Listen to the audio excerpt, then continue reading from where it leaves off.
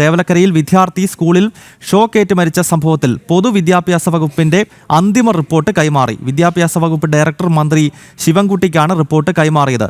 പ്രധാന അധ്യാപകന് ഗുരുതര വീഴ്ചയെന്നാണ് കണ്ടെത്തൽ. KSEB ലൈൻ അപകടാവസ്ഥയിലായിട്ട് വർഷങ്ങളായെന്നും റിപ്പോർട്ടിൽ പറയുന്നു. വിവരങ്ങളുമായി പ്രശാന്ത് ശങ്കരമംഗലത്ത് ചേരുകയാണ്. പ്രശാന്ത്, പറയൂ.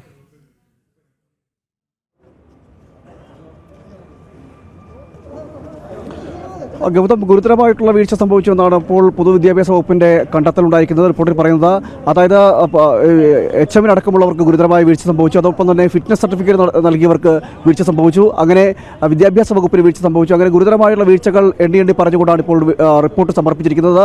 അതിൽ കൃത്യമായ രീതിയിൽ അതിൽ പറയുന്നുണ്ട്. കാരണം ലൈൻ കമ്പി പൊട്ടിക്കിടക്കുന്ന അടക്കമുള്ള കാര്യങ്ങൾ ഉണ്ടായിട്ട് പോലും ഒരു കൃത്യമായ നടപടിയെടുക്കാനുള്ള തയ്യാറെടുപ്പുണ്ടായില്ല. അത് തന്നെയാണ് ഇത്തരത്തിലുള്ള ഈ ഗുരുതരമായുള്ള ഒരു സ്ഥിതിയിലേക്ക് ഒരു വിദ്യാർത്ഥിയുടെ മരണത്തിലേക്ക് എത്തുന്നതിനുള്ള അടക്കമുള്ള കാരണങ്ങൾ ഉണ്ടായത്.